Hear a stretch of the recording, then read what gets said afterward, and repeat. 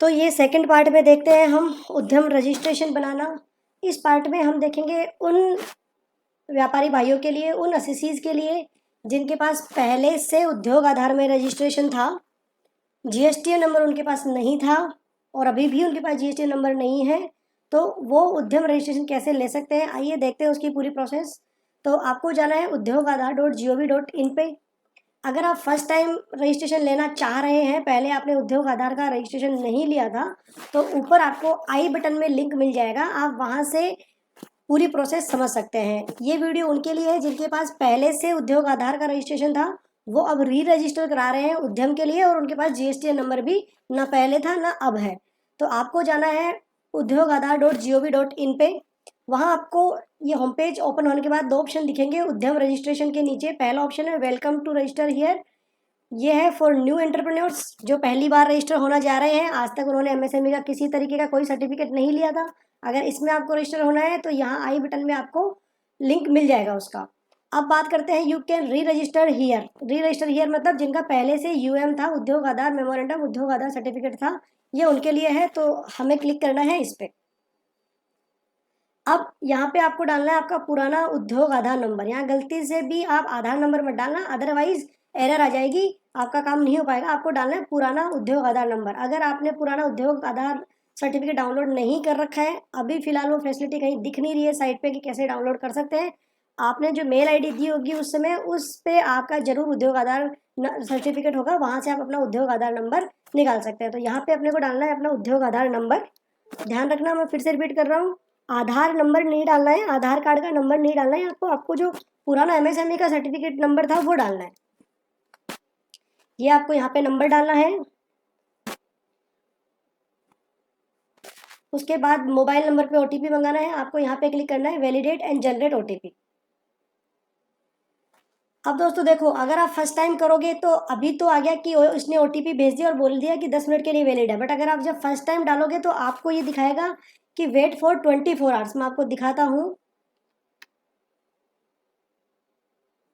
ये देखिए, अगर आप फर्स्ट टाइम कर रहे होंगे तो ये दिखाएगा thanks for verifying, please wait us after 24 hours to complete the process, your details are being confirm. जब आप फर्स्ट टाइम करोगे तो ये आपको ओटीपी भेजने के बाद, पहले ये ओटीपी आएगा नहीं आपके पास, आपके को 24 घंटे का इंतजार करना पड़ेगा। मैंने ये प्रोसेस कल कर दी थी, तो अब जब मैं दोबारा डाल रहा हूँ तो उसने मेरे पास ओटीपी भेज दिया है, तो आप 24 घंटे के बाद कर पाओगे। अब डालते हैं हम इसमें अपना ओटीपी।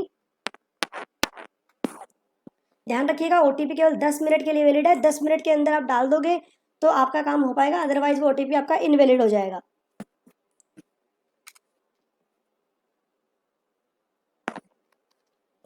ओटीपी डालने के बाद वैलिडेट ओटीपी पे क्लिक करना है।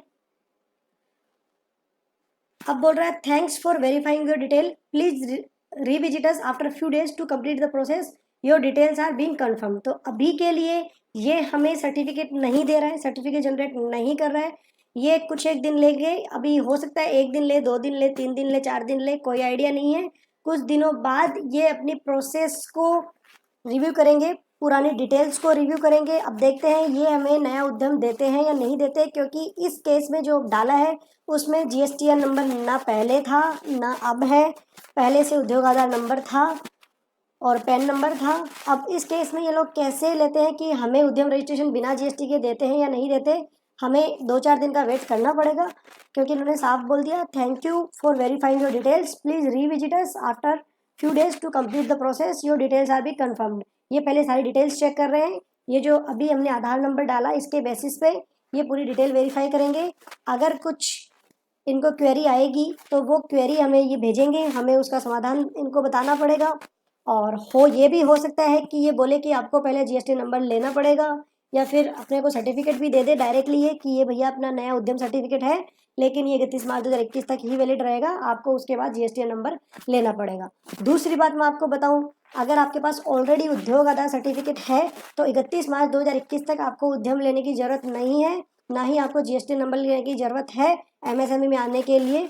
लेकिन 31 मार्च 2021 के बाद आपका पुराना उद्योग आधार नंबर इनवैलिड हो जाएगा और आपको 100% जीएसटी नंबर लेना पड़ेगा। तो मेरे ख्याल से मुझे अभी भी यही लग रहा है कि अगर हमारे पास पुराना उद्योग आधार नंबर था और मैं अगर अभी उद्यम में रजिस्ट्रेशन कराने जा रहा हूँ तो शायद जीएसटी नंबर लेना पड़ेगा। और अगर पुराना उद्योग आधार नंबर नहीं था, मैं एकदम नया नया एमएसएमई में आने जा रहा हूँ, तो भी मुझे लगता है कि मुझे नया जीएसटी नंबर लेना पड़ेगा। 4 से 5 दिन, ये जो फ्यू डेज बोल रहे हैं, फ्यू डेज में सिचुएशन क्लियर हो जाएगी। जैसे ही नई सिचुएशन आएगी, इनकी तरफ से कोई क्लेरिफिकेशन आएगी, उसका वीडियो हम आपके लिए जरूर बनाएंगे। कुछ सीखने मिला हो तो इस वीडियो को लाइक कीजिए और शेयर कीजिए अपने फ्रेंड्स के साथ, और फॉलो कीजिए हमें इंस्टाग्राम और फेसबुक पर।